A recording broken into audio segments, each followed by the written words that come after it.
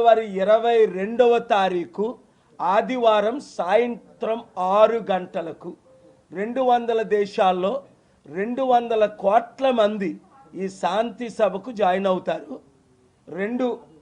మన తెలుగు రాష్ట్రాల్లో ఉన్న 10 కోట్ల మంది, ఇతర రాష్ట్రాల్లో 200 దేశాల్లో ఉన్న తెలుగు ప్రజలు ఇంకొక 5 కోట్ల మంది, 15 కోట్ల మందిని ఈచ్ వన్ రీచ్ 10, ప్రతి ఒక్కరూ 10 మందికి నాన్ తెలుగుకి రీచ్ అవ్వండి.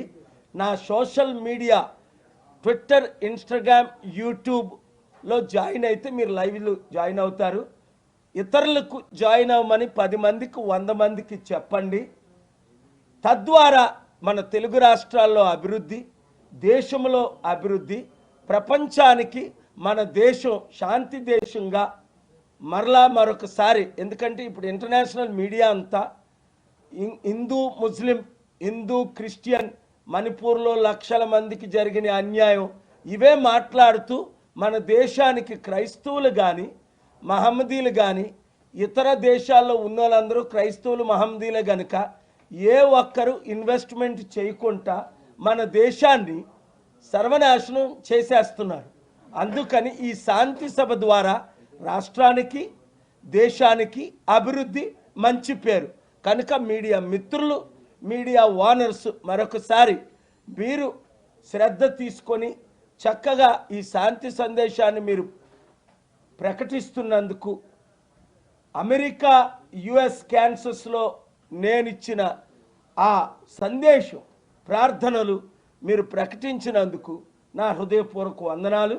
మన దేశం కొరకు పాటుపడదాం, తెలుగు రాష్ట్రాలను అభివృద్ధి చేసుకుందాం.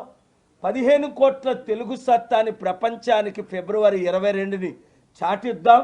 200 దేశాల్లో ఉన్న తెలుగు నాయకులు ఆ ఒక్కరోజు తప్పకుండా మద్రాసు, చెన్నై ఫిబ్రవరి 22 శాంతి సభకు రావాలని, రాలేని వారు తప్పగా మీడియా ద్వారా జాయిన్ అవ్వాలని కోరుకుంటున్నారు. ప్రపంచంలో దాదాపు 850 కోట్లలో 200-300 కోట్లకి తిండేనా లేదు కదా.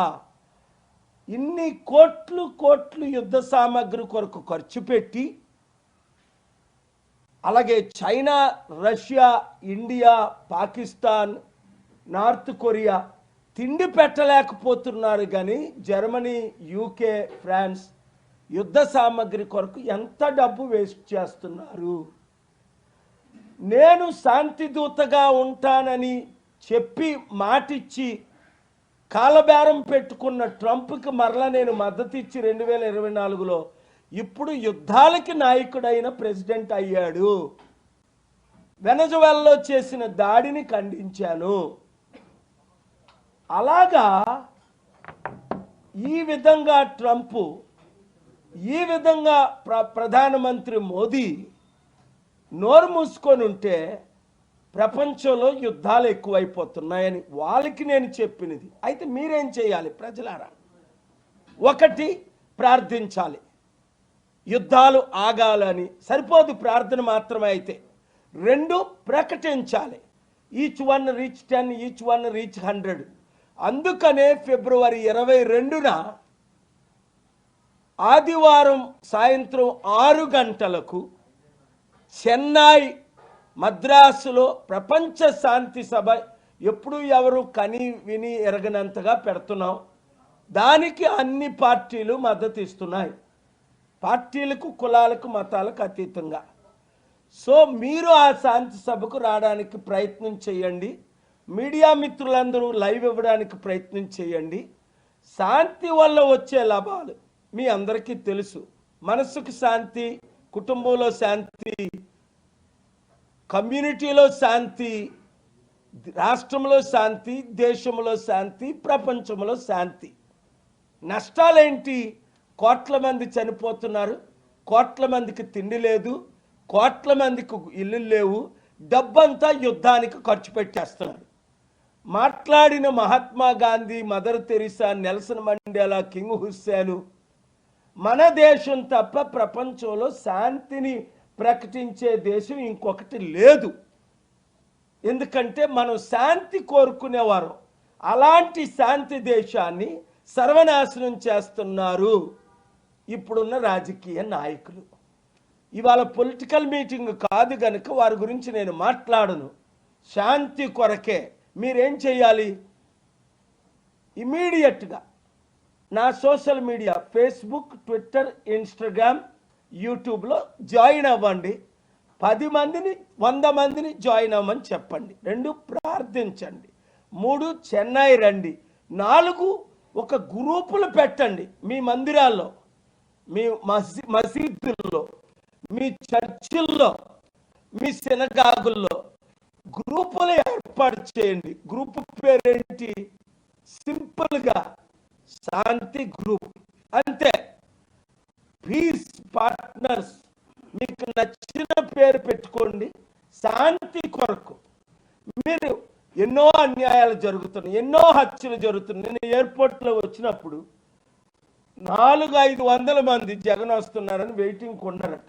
ఆ 400-500 మంది కూడా నన్ను గ్రీట్ చేసి నన్ను బయటికి రానివ్వలే, సెల్ఫీలు తీసుకుంటూ. అంటే అర్థం చేసుకోండి, జగన్ కొరకు వచ్చిన 400-500 మంది కూడా నా ఫాలోవర్సే. చంద్రబాబు నాయుడు గారితో ఉన్నవారు కూడా నా ఫాలోవర్. ఎందుకు? వారు శాంతి ఫాలోవర్స్ కాబట్టి. మన తేడాలు మనం పక్కన పెడదాం, రాజకీయాలు పక్కన పెడదాం, శాంతిని ముందుకు తీసుకెళ్దాం, శాంతి దేశంగా మరలా పేరు సంపాదిద్దాం, యుద్ధాలన్నీ ఆపి శాంతిని ముందుకు తీసుకెళ్దాం. దాని కొరకు మీడియా మిత్రులందరూ, నేను అక్కడ ప్రసంగం చేసింది, ప్రార్థన చేసింది, ఇంకా అన్ని వీడియోలు రిలీజ్ చేయలేదు. చేస్తే బ్రేకింగ్ న్యూస్లు అయిపోతాయి, నాకు మోదీ గారికి యుద్ధం జరుగుతుంది. అందుకని వారు చెప్పినవన్నీ ఎడిట్ చేసి, వారు పలికిన మాటలన్నీ ఎడిట్ చేసి మేము వీడియో రిలీజ్ చేసాం.